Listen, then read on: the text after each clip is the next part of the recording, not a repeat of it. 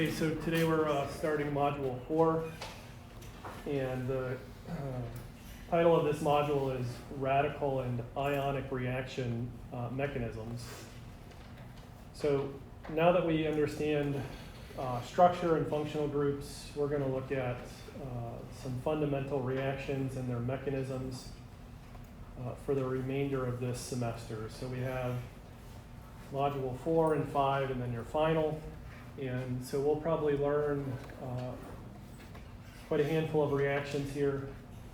So they'll have different mechanisms, they'll imply different conditions. So we'll need to get used to diagnosing what functional groups we're starting with, and then what reagents affect the reaction, what solvents are necessary, that sort of thing. So right now we're sort of coalescing the prior 3 modules into understanding reactions. Any questions before we get started? So you should be able to see your exam 3 posted in zip grade to review that.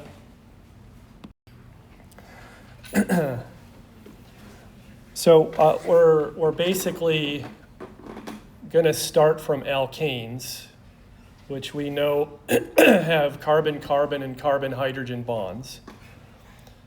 So due to the difference in those 2 atoms, CC versus CH, we know that they're overall non-polar. And so that affects the physical properties, the chemical properties. So how do we transform something that's non-polar into something that's polar? And we're starting this way because a lot of chemicals come from petroleum, so hydrocarbons, and then they're transformed into value-added commodity chemicals that basically impact our everyday lives. So what we're really focusing on to begin with is looking at CH bonds. So we know that bond is pretty inert. So we'll talk about bond strength in this module. And then we also know from the spectroscopy section that carbon-bearing molecules have different hydrogen uniqueness sets. And so now that's going to come into play when we rationally predict where a reaction is going to happen. So nothing about this is magical. It's always rooted in some rational thinking. So the first reaction that we're going to look at is going to use this reactive intermediate.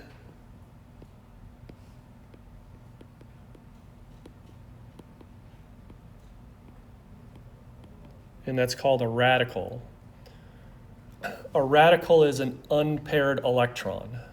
So you're used to dealing with lone pairs of electrons, so that's a set 2 electrons. A radical is a single electron. And when I say reactive intermediate, we're going to talk about energy diagrams where something that's a reactive intermediate is higher in energy than the starting material. And so it wants to do some reaction and form a product that's stable. So a reactive intermediate is one type, and then you'll learn 3 other types as we proceed through this module and the next one. So that's the intermediate, and the reaction that's happening is called a substitution. So we use these pretty broad terms. If you think of any CH bond, what we're doing is substituting that H for some other group X. And then just think of all the other elements that you know in the functional groups, and that's what we're doing. And H is substituting for X, it's another functional group now. Typically it's going to be a heteroatom. The reactions that we're going to start with are halogen. So X is equal to chlorine or bromine.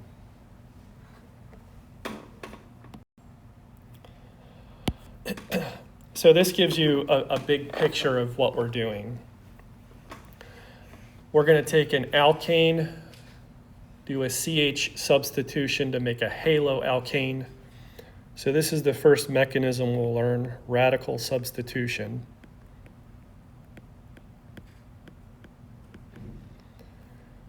And then once we have a carbon-halogen bond, we can then substitute that halogen for something else, and that's just called substitution.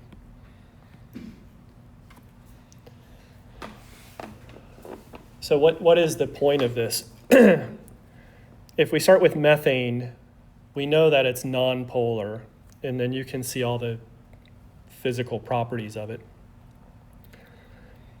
The first reaction we'll learn will take chlorine gas, Cl2, in the presence of an energy source, either light or heat.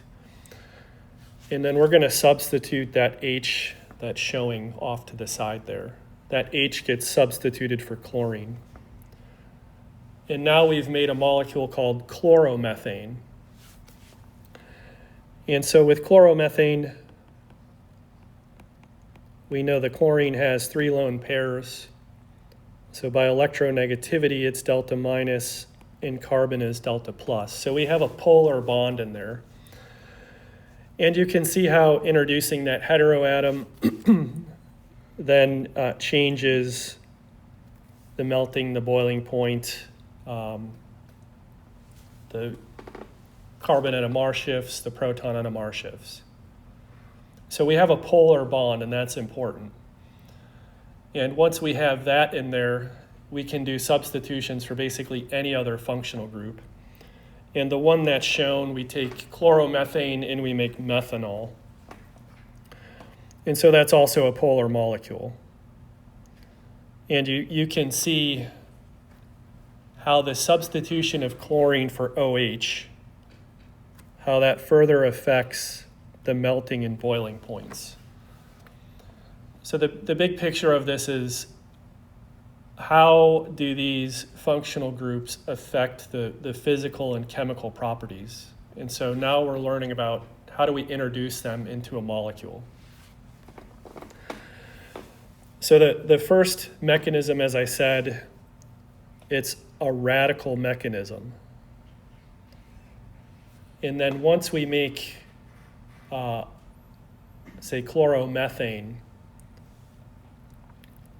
that happens by a different mechanism. It's still called substitution, but it's a polar ionic mechanism. So radical is 1 electron, polar ionic, that's 2 electrons. And really what we're doing is accounting for how the electrons move, how bonds are broken, and how new bonds are made.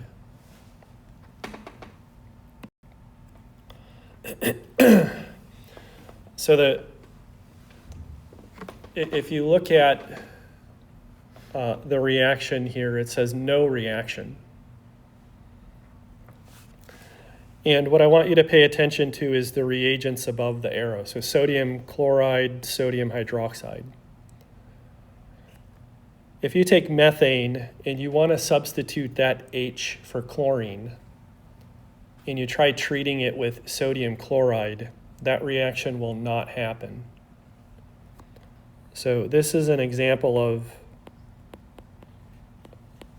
so here's sodium chloride. So chlorine has the 4 lone pairs. If we were to push arrows like that, that reaction will not occur. And the reason for that is it generates this byproduct, sodium hydride. The conjugate acid of sodium hydride is H2. And we learned last module that has a pKa value, acidity value of 35. So now we're getting deep into the minutia of putting all this stuff together to determine what's reasonable and what's not reasonable. And again, the big picture of that is you're developing this intuition. Is this reaction going to happen? Is it going to convert? What is the extent of conversion? So these are examples of no reaction. So you have to pay attention to, as we learn a lot of these new reactions and you're preparing for the final,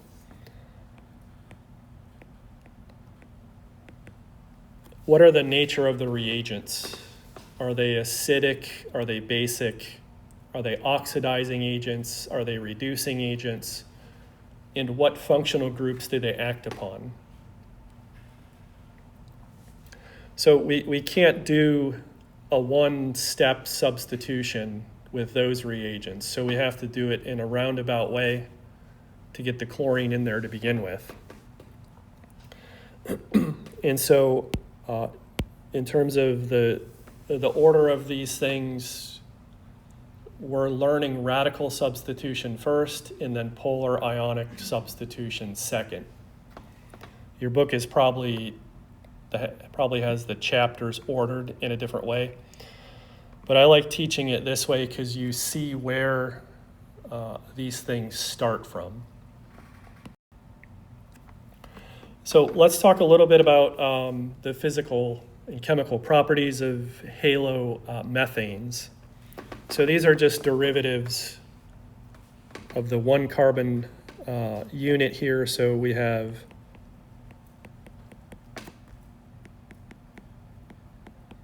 So we're substituting an H from methane to make the different halo methanes.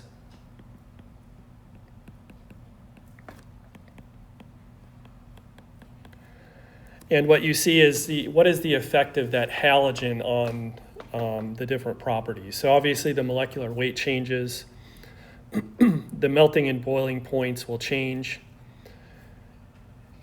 And then you can see the effect of that halogen heteroatom on the carbon and proton shifts. So in one sense, by looking at data, you can kind of figure out what that X group is based on where you see the chemical shift in the carbon or the proton.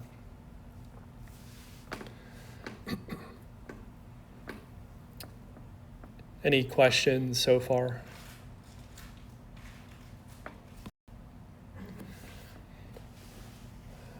So let's start off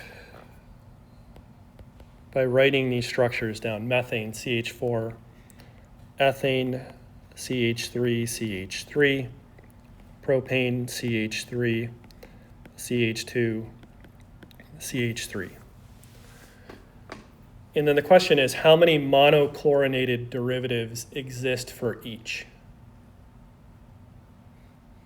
So really what you're doing is first figuring out the uniqueness set, and then from that number, you're substituting an H for a chlorine.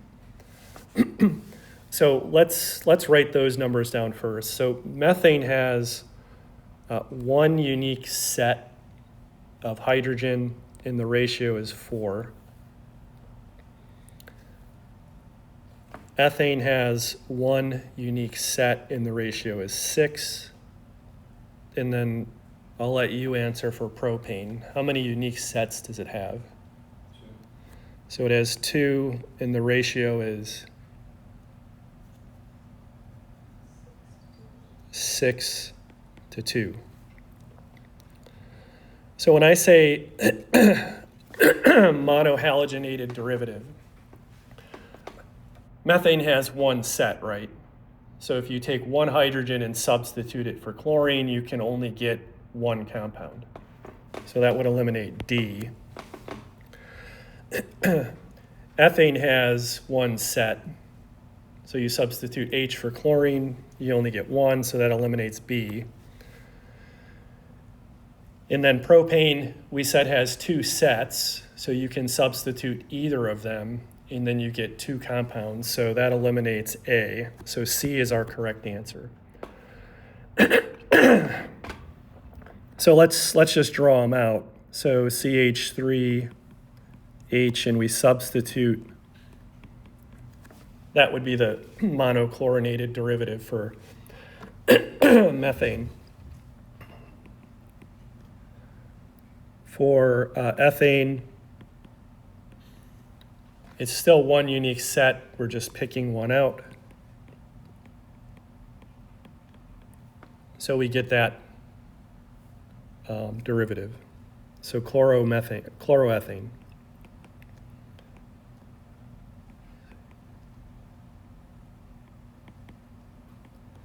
Now for propane, we have a primary hydrogen we can substitute.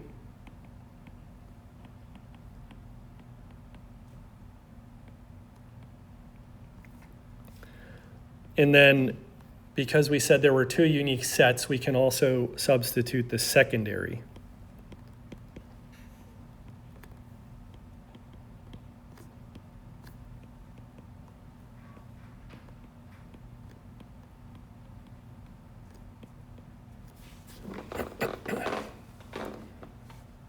So we don't need to know the mechanism of how that happens. We can just use the uniqueness set to determine those are the possible products. When the uniqueness set is 1, that's pretty much what you're going to get, right? But then when you get up to 2 or more, we want to understand, is one of those going to be favored or over the other? Or do we get a 1-to-1 mixture of the primary versus secondary substitution? How do we figure that out? And that's part of the rational design of reactions. Any questions? So that's a skill you should be able to have. Given any hydrocarbon, determine the uniqueness set, and then figure out how many monohalogenated derivatives there are.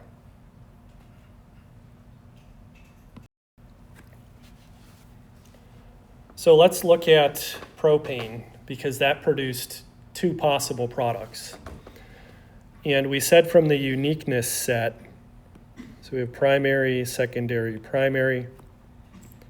There's 2 unique sets in a ratio of 6-to-2.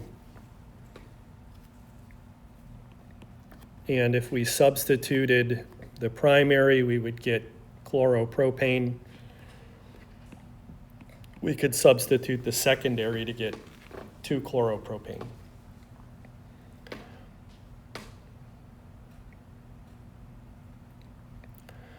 In terms of those numbers, 6-to-2, so primary versus secondary, instead of thinking it as a ratio of 6-to-2, could you convert that into a percent?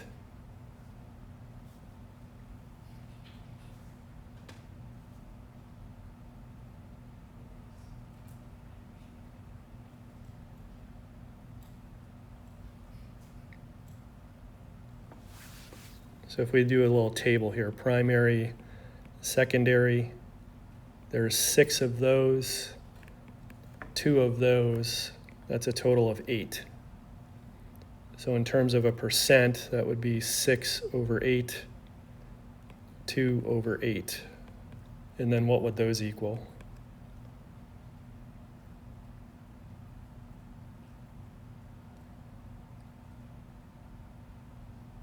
D.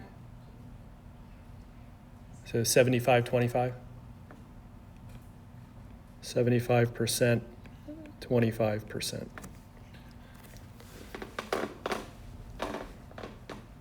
So statistically speaking, if you run the reaction, what this is telling you, just based on the number of hydrogens available, you would expect the 1-chloropropane to be the major product in a proportion of 75%, and the 2-chloropropane to be a minor product in a proportion of 25%.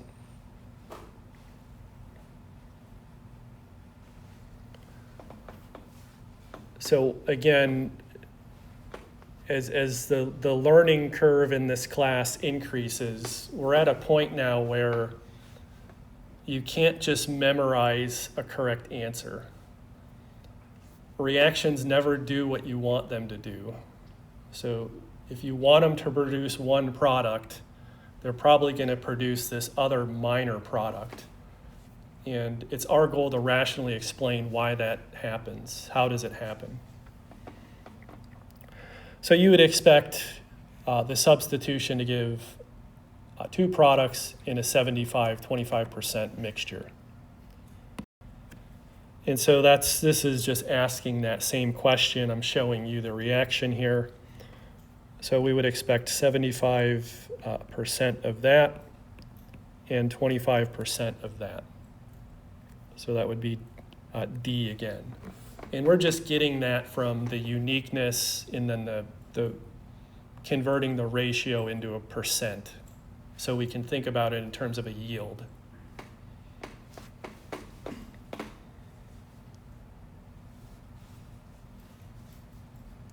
Now you can imagine when you have a hydrocarbon that has a lot of unique sets of H, that you get a pretty unholy mixture of things. And again, that's not really our goal in this class, is to produce a lot of things, because say you have 4 or 5 compounds, they're all going to have different melting points, different boiling points. If they're in your reaction flask, how do you separate them? That becomes a technical challenge. So as a review of the proton NMR, so there's 1 chloropropane and there's 2 chloropropane. There's the structures. Which data set, A or B, is correct in describing those structures?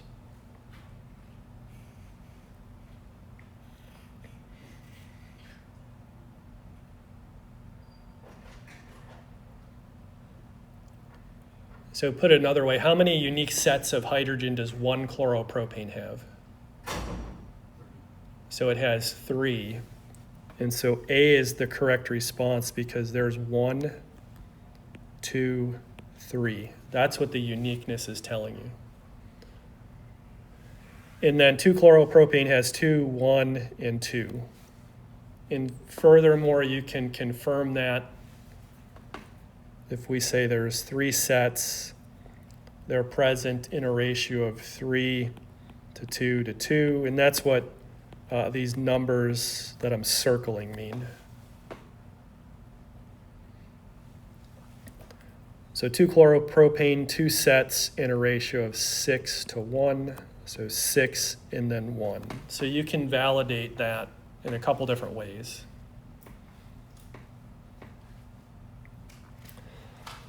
And then furthermore, what you need to think about, I'll underline it in blue here. Remember we talked about multiplicity, so triplet. M means multiplet. That's something with a lot of different lines. So there's another triplet. For the 2-chloro, we have a doublet and then a multiplet. So that comes from the N+1 rule of the neighbors, if you have to dig a little bit deeper to figure out what a structure is.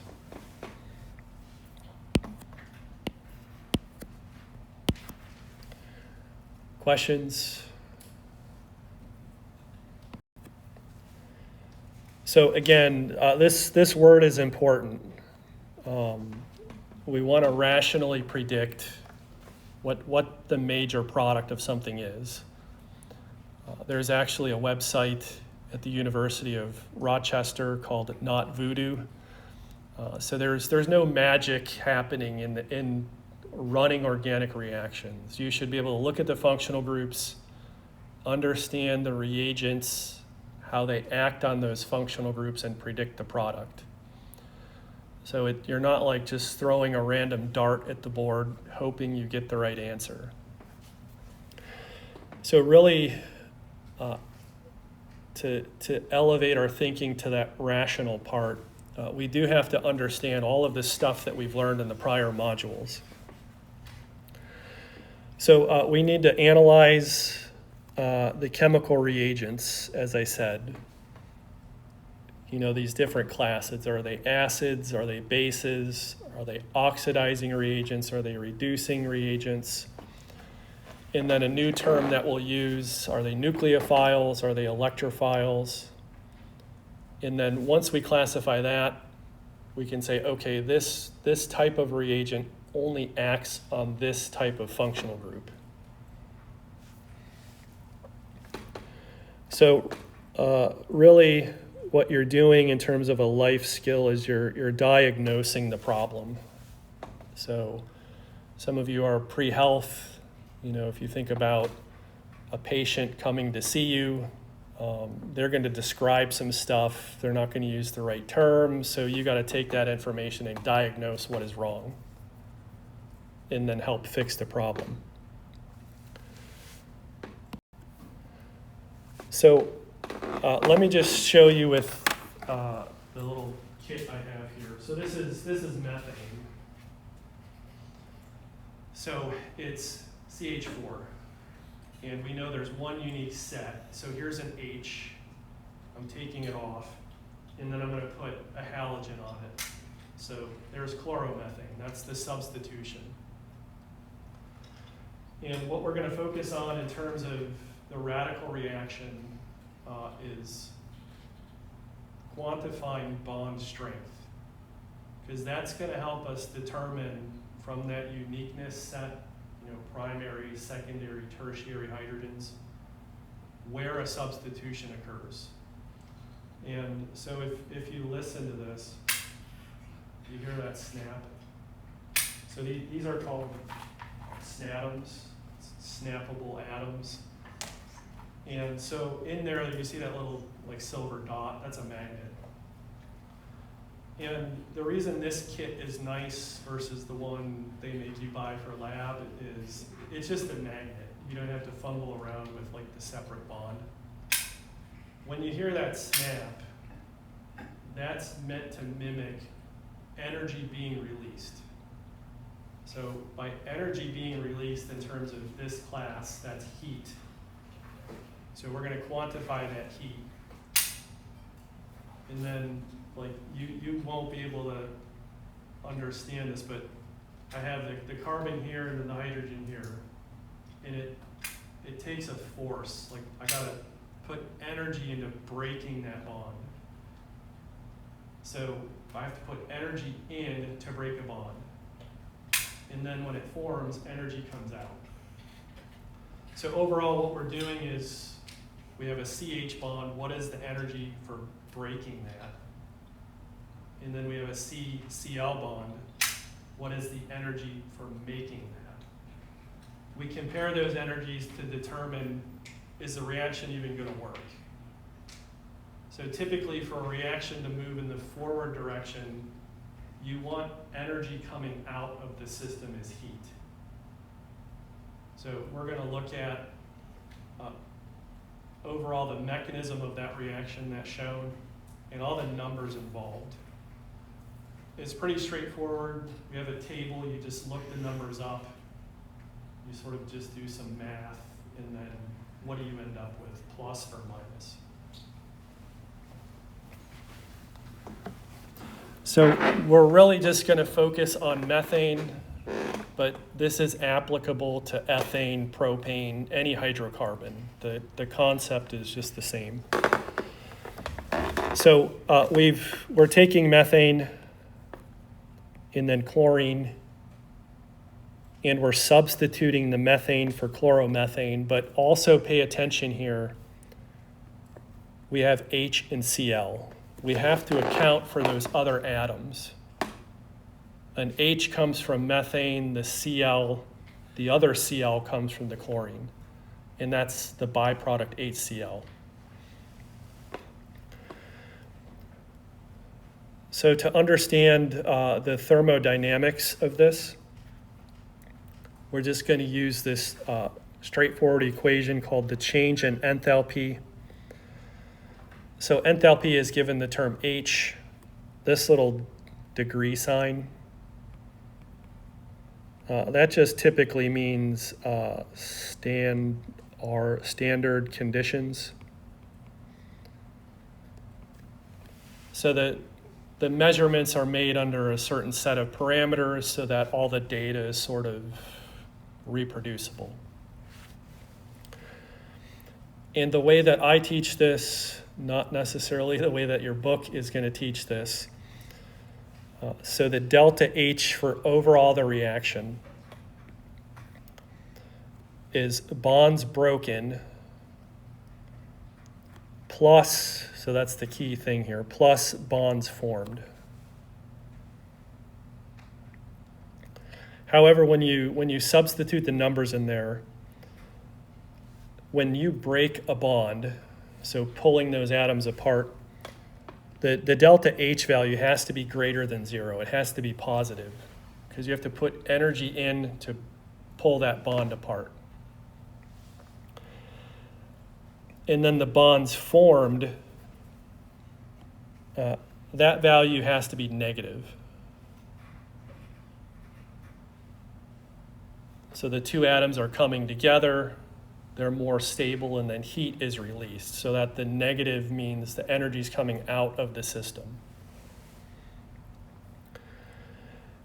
And the way that we study this is through homolytic bond dissociation.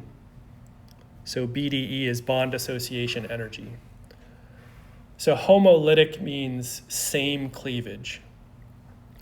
And if we look at a model system with a bond A and B, so just two elements bonded together by a single bond, we know that a sigma bond has 2 electrons. And if we want to cleave that, we show a fishhook arrow where one electron goes on A and then the other electron goes on B. And so that unpaired electron is called a radical.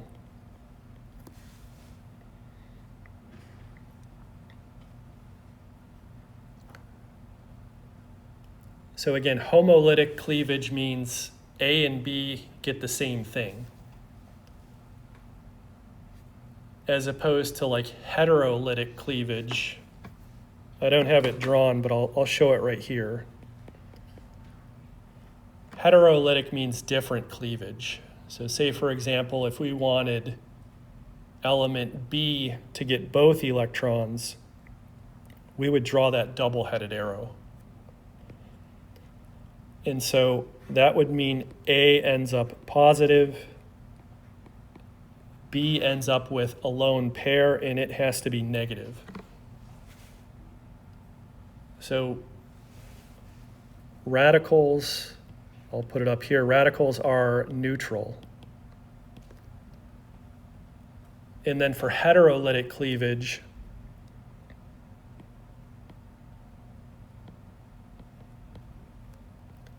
you're forming ions. So you have a cation and an anion.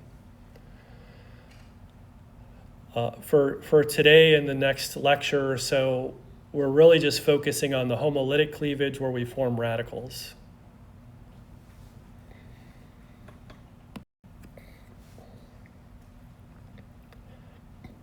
So if we cleave the CH bond in methane, as shown in blue here, so I'll highlight it in yellow, we're heterolytically cleaving the CH bond, and that's going to generate a carbon radical and then hydrogen.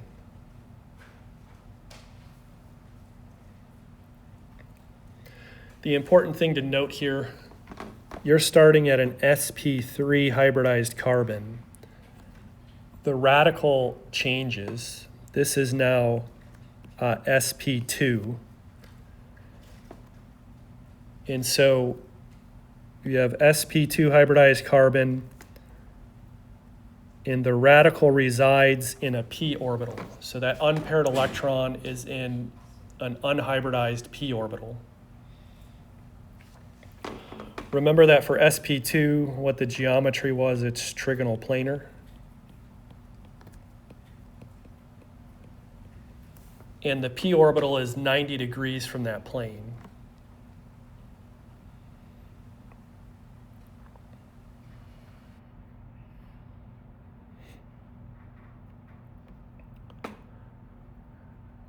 Any questions so far?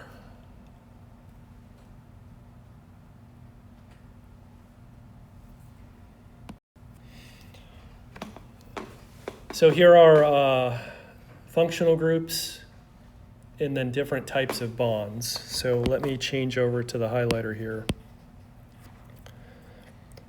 So it says, I don't want that color. So I highlight in red, bond broken. So in this one it says H2. What that means is H bonded to H, and we're cleaving that to get two hydrogens.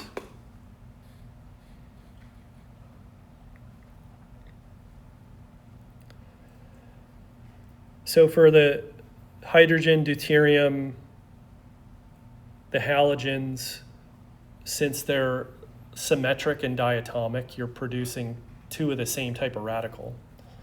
But when you get into the hydrogen halides,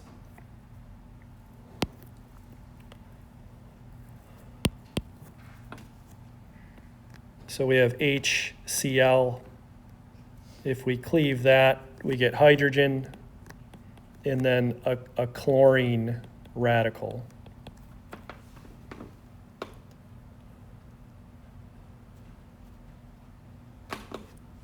The other thing I want to highlight,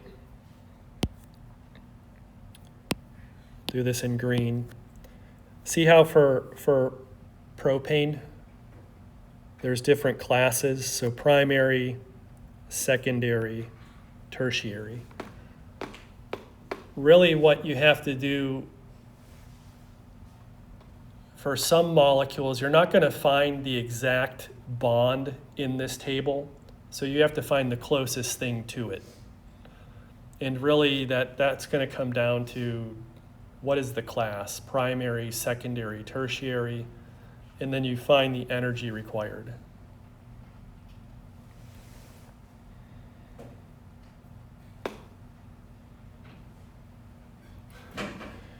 So we'll go through a little bit of radical stability and also calculating all the steps in that mechanism of methane plus chlorine going to chloromethane plus HCl. What are all of the numbers we have to account for?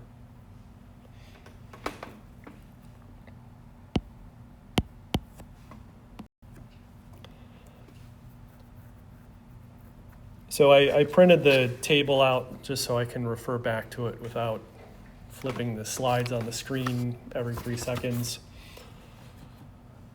So I typically look at this type of substitution reaction with these two tables.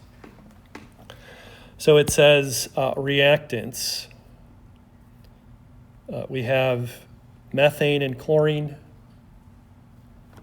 Reactants equals bonds broken. So the value, we're going to put plus signs here. And then just look at what those bonds are from this table. So let's write that in. So we have methane, CH3-H, that's going to CH3 radical plus hydrogen. And then when we look at the table, that CH bond cleavage is plus 440 kilojoules per mole.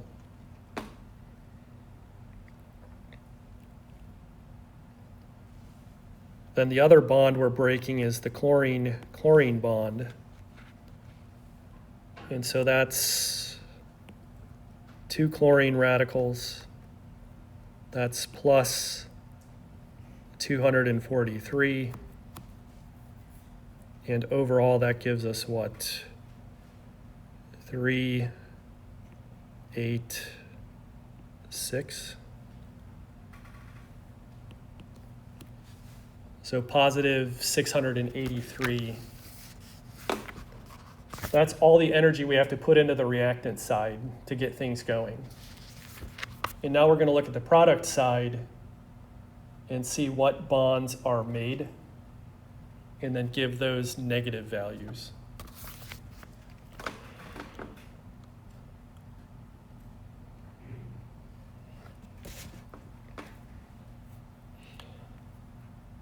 So we need to think of it, even though it says bonds broken, all we're doing is like flipping the reaction around. And then we're looking at the table to get these values. So what do we need? CH3 dot plus Cl dot going to CH3Cl.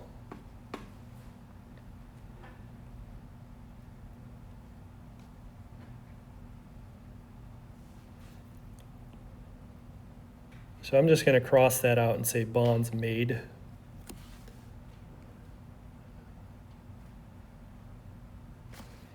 So the CH3Cl bond, I look at the methane derivatives. That's going to be negative 352.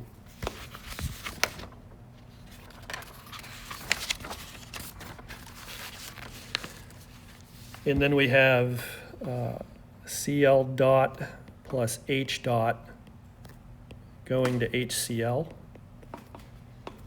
And that is negative 432.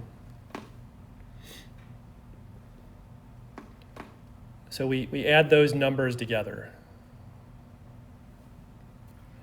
So we get 4, 8, and 7. So negative 784.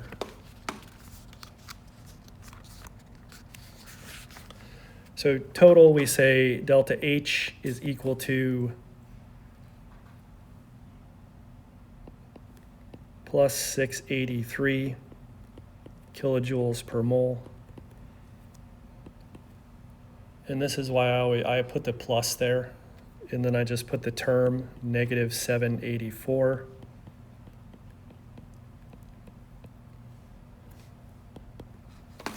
And then overall, what do we get?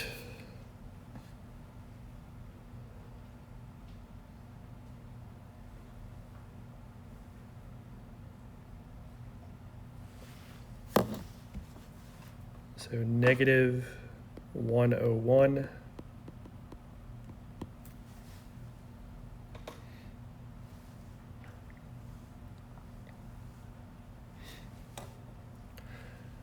So what does that sign tell us? Negative. So overall, when you run this reaction, heat is being produced. So if you were to put your hand on the flask, your hand would feel warm because heat is coming out of the system. If the sign was positive, your hand would feel what? Cold. It would feel cold. Why is that? Because the reaction is taking the heat from your hand. So that's really what you need to know about the signs in heat transfer. So I might have mentioned this before, but when you think of heat, you know, there's this spectrum of hot and cold. Cold is really just the absence of heat. Heat is the thing that transfers. Cold does not transfer. So if you take water and you put ice cubes in it, the ice cubes eventually melt, right? Because you get this equilibrium of temperature. The higher temperature water is transferring into the ice cube and melting it. So we'll talk about what it means to be negative, what it means to be positive, what actual terms we use for that, and that helps us predict whether a reaction is favorable or not. So this number here is wrong. I never changed these slides, so that should be negative 101. So I'll make a note to myself that I changed this, and I'll promptly forget after class to do it. So that should be negative 101. And then you see the what I'm calling here, like in this, the reactants and the products. These are like half reactions. So if you remember back from Gen Chem when you learned about electrochemistry and oxidation reduction, those potentials, which way you ordered it, whether the sign became positive or negative. So it's the same thing here, but just for thermodynamics.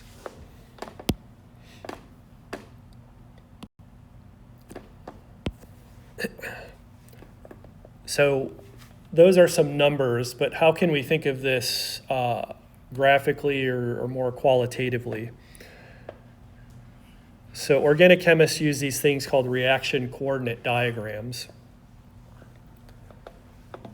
And really it's the progress of the reaction. So on the x-axis you have time. So over towards the origin, this is sort of time 0. And then as it progresses to the right, time is increasing. On the y-axis, you have your energy. And we're going to use the units kilojoules per mole. One thing to keep in mind, so I'll just say it, we're not calculating the absolute energy of the system, just of the change that's happening. So the energy on the y-axis is, in a sense, relative. It's not the absolute energy. So you're at some energy here. I'm just going to use a little ball. You have these two reactants, methane and chlorine. They're at some energy. Notice that ball has to go uphill. So if I draw a line from where we start, so you're starting at that energy, and the ball has to go uphill, so that's higher in energy.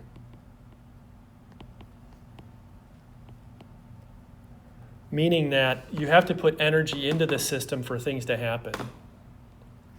That was that plus number that we calculated.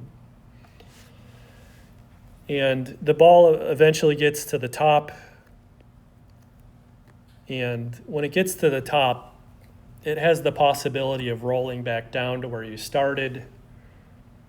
But if it has enough energy, it can then start going downhill. And then when it does that, it gets to your products. Now notice where you started from the starting materials down to the products. I'll draw another line.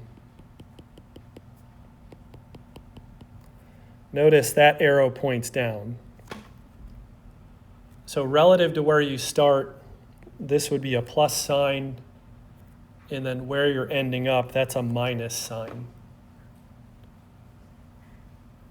And so we took those values, we added them together, and we got this negative 101. So overall, that's telling us that heat's being released. So the products are actually lower in energy than where you started. But that doesn't always have to be the case, because think about taking this curve, this well here. If that well resided above that line, the products would be higher in energy. So qualitatively, you should be able to look at these things, where you start, what's the top of the hill, and then where you end up, to determine is the reaction giving off heat or is it taking in heat?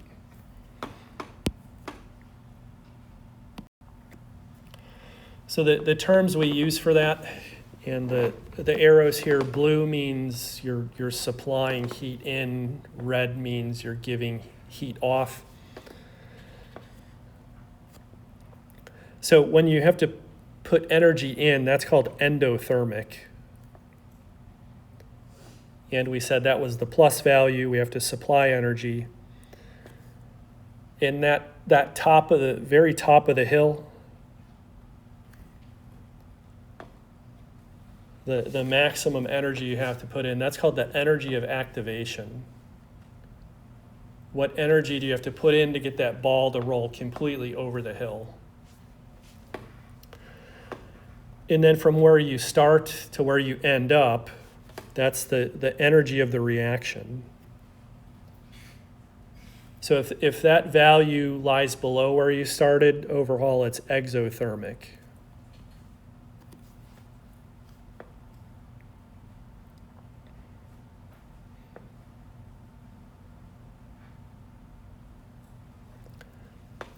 So I'm just showing you again one scenario, but keep in mind there's other scenarios that you need to rationalize. So for example, say your starting material was here and then you go up to some energy of activation, but then the products are here. So your energy of activation is this value. So activation, but then overall your products, delta H reaction, your products are higher in energy than your starting materials. So overall that would be an endothermic reaction. But in general, the energy of activation is going to be the highest point on the chart. And the reason for that is you're going from these stable things, and I use that term reactive intermediate. Those things are unstable. They want to do something. So you have to put energy into forming them.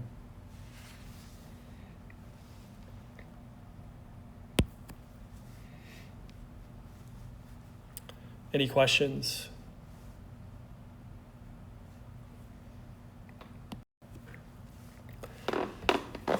So let's talk about basically radical stability, because we said with propane there was two different types of hydrogen, right? Primary and secondary. Then we've seen other hydrocarbons that have tertiary. And this slide is the one that is really telling you where a reaction is going to happen. So when you think about these different alkanes,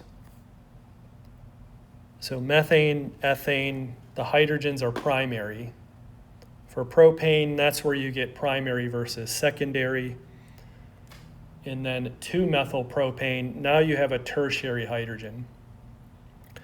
And what's shown on the x-axis is the stability of the radical that's formed by doing a CH bond cleavage of each of those. So again, this one would come from methane, this one from ethane, this one from the primary of propane, this one from the secondary of propane, and this one the tertiary of 2-methylpropane.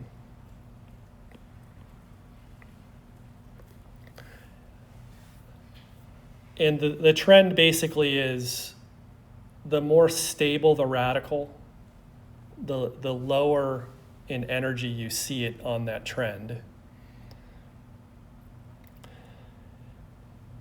You can see the homolysis reaction shown. Again, since it's homolysis, each element gets an electron to form the radicals. And then in the last column, there's the energy. So for methane, you have to put in 440 kilojoules per mole energy. Now compare that with the 2-methylpropane here. And so there's 2-methylpropane. That's the hydrogen that's tertiary. When you cleave that, you get that radical plus the H dot. Notice how much energy that takes, plus 400. So this is not a trick question, but I'm going to ask it anyway. Which number is greater, 440 or 400? 440. So what this is telling you, when you have a choice of which CH bond to cleave, think of yourself as starting at 0 energy. And then what number do you hit first? 400. You hit 400 first. Then you hit 440. So if you have a molecule that has tertiary versus primary hydrogens, the tertiary gets cleaved first because it's easiest to break. And then the resultant thing of that is the tertiary radical is the most stable.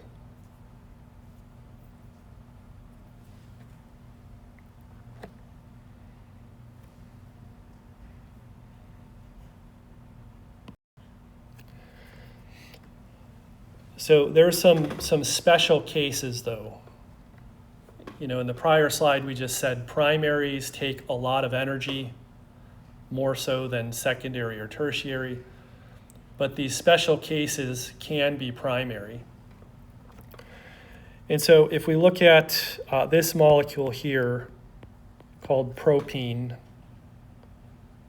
so 3-carbon alkene propene, this hydrogen that I've shown, that's a primary hydrogen.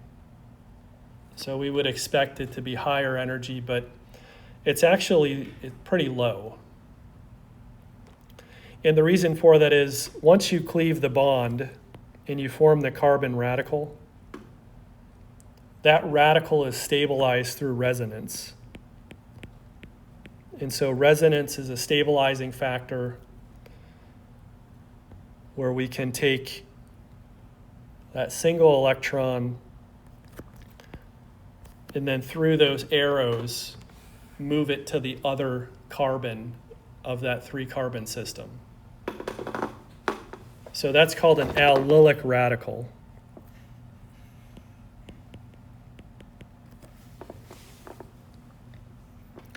So that takes 369 kilojoules per mole. So from 0 to 369, you hit that first. The other side of the thing, if you don't know what that means, that just means equivalent. All I'm doing is showing you the p orbitals. So remember we said the single electron resides in a p orbital. We know that a pi bond consists of the overlap of 2 p orbitals. So in these red arrows here, these fish hooks, all I'm doing is showing how the p orbitals overlap with one another to move that electron from 1 carbon to carbon 3.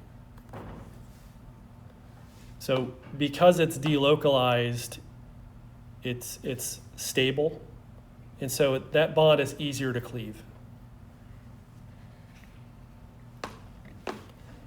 So that was propene. And then on the next slide, we'll show this other compound, methylbenzene.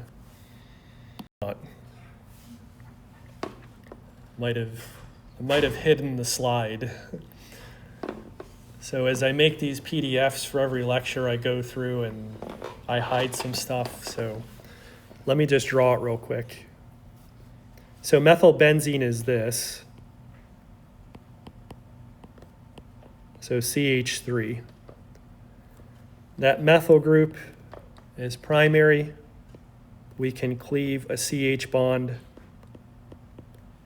to generate that. That's called a benzylic radical.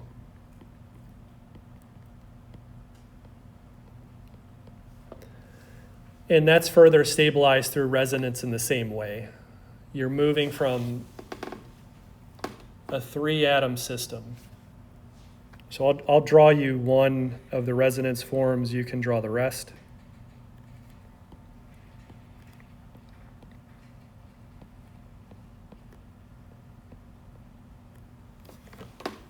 And that radical just moves around the ring.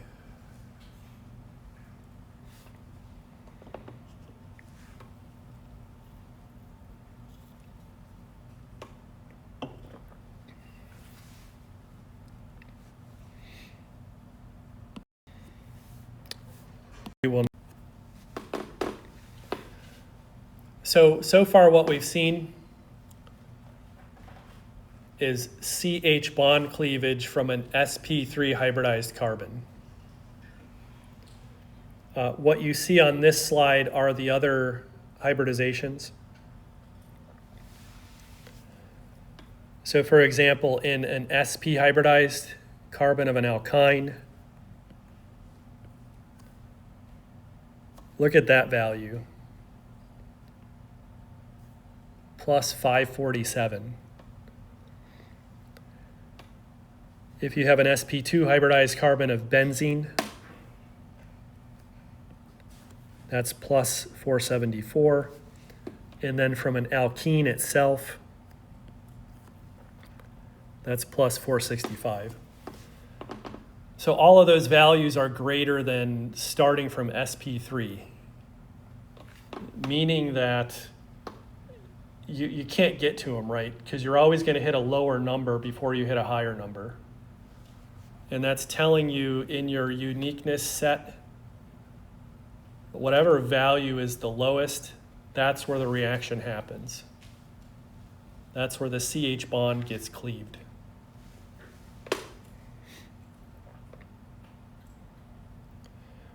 So the take-home message is you have to start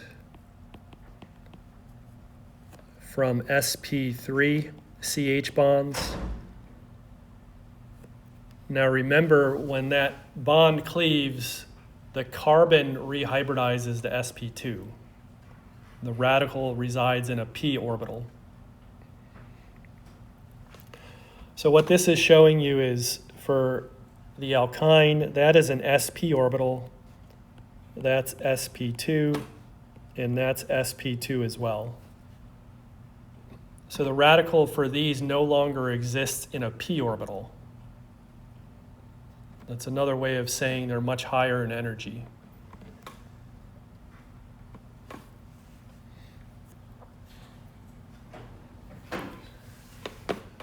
Questions? So I think now we're going to get to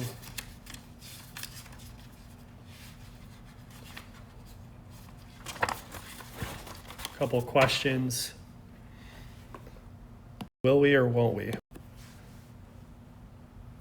So which hydrocarbon alkane has the CH bond that is easiest to cleave by homolysis?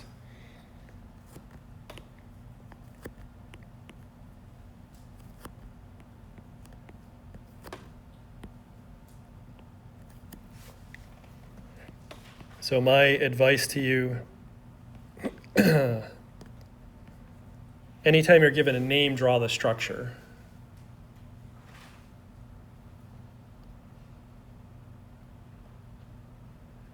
Then why don't we do, we'll take this a little bit slow so you can see all the thinking.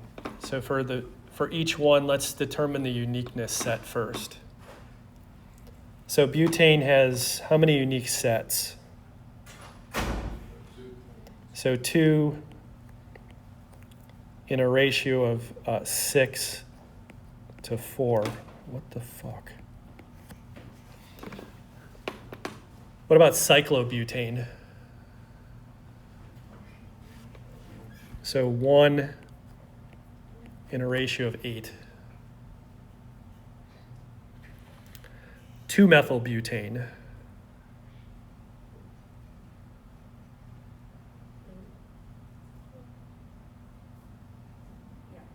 What?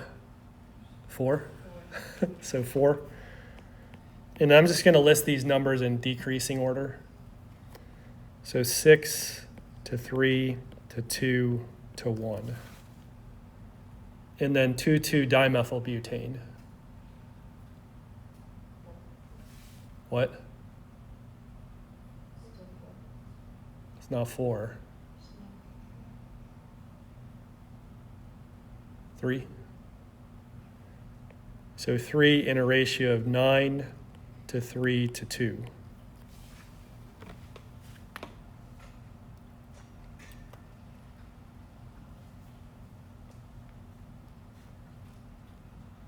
So we've done the uniqueness, we've figured out the ratio. Now let's classify them. And I'll write these numbers in blue. So for butane, how would you classify the numbers 6 and 4? So the 6 hydrogens are what class?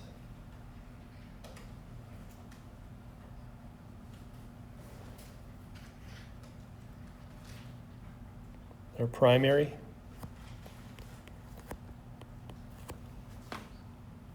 The 4 hydrogens are secondary.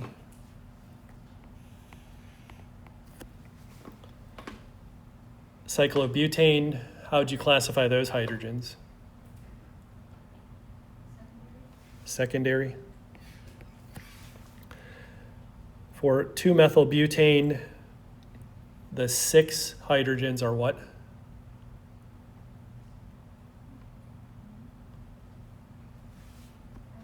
So primary. The 3 hydrogens,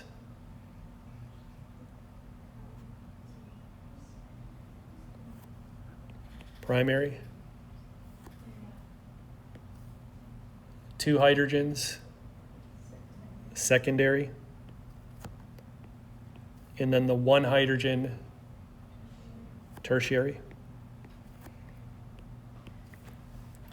And then finally for 2,2-dimethylbutane, the 9 hydrogens are primary.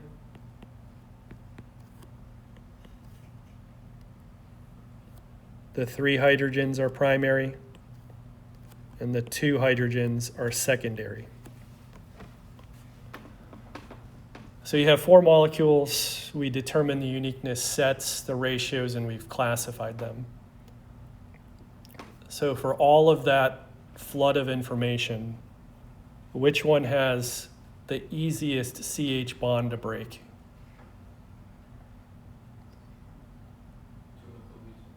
2-methylbutane. And then which hydrogen is it? It's the type 3. The tertiary. So our answer is C, 2-methylbutane.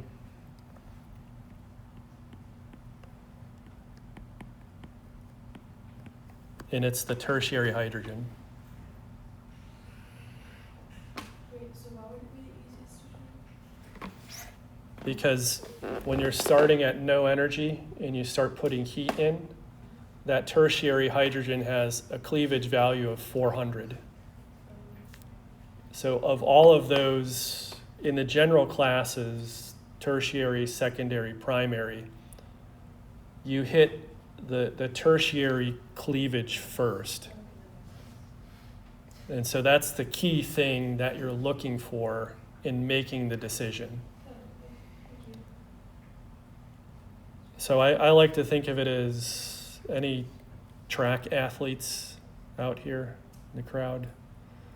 So you're running the 100-yard dash. There's 8 or 10 athletes at the starting line.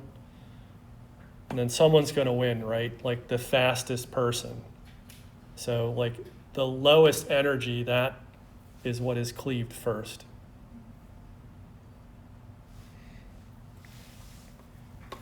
So that's one way of presenting this problem. Another way of presenting it is like, you have just one molecule, but all these different classes. And then you can say, okay, this one's the tertiary. That bond has to break first.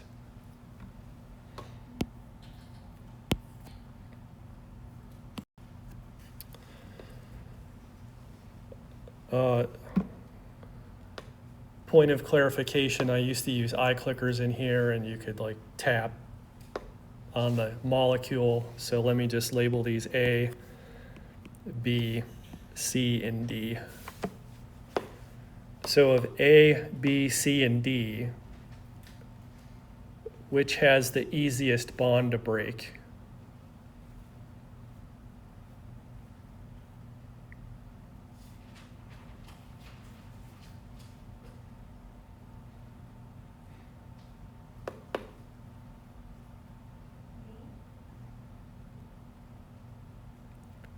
Say D. B. B as in boy. That's correct.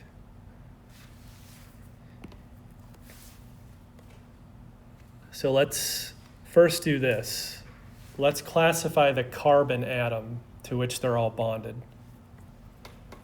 So that's sp2, sp3, sp3, sp3. We can eliminate A off the bat. because we have to start from an sp3 hybridized carbon.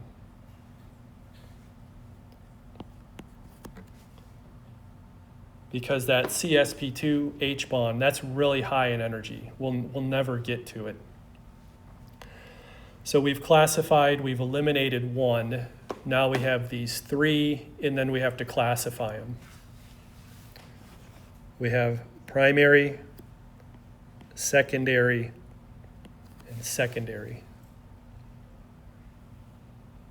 We can eliminate the primary because that's higher in energy than the secondaries. But now we have like the same answer, right? Two secondaries. What is special about B? This carbon atom right here,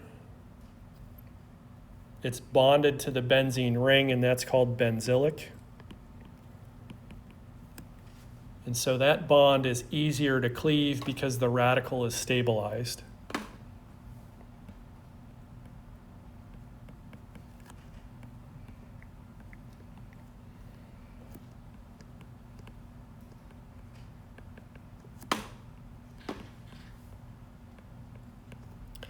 So the benzylic radical, again, can be delocalized into the ring through resonance.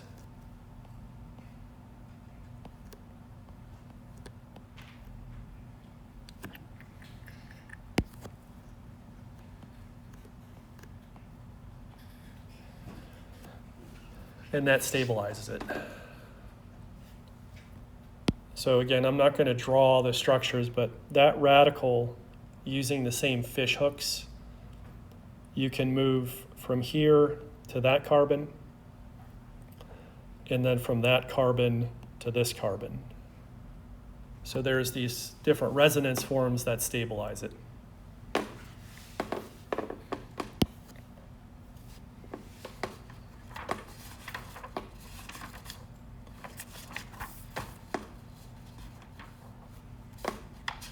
So one last slide before we end today. So here's a summary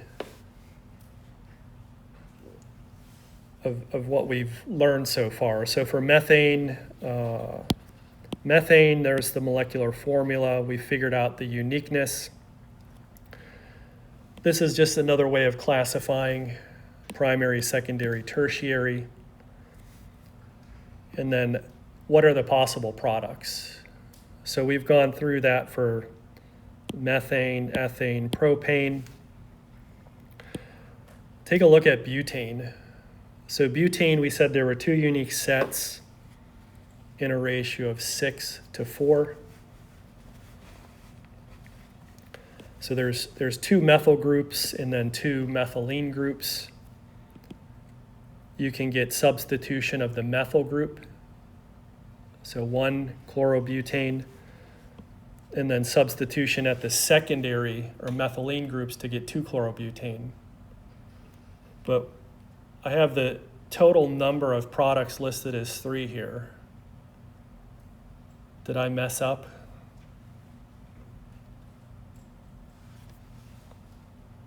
I'm just showing 2 products, but there's 3 total.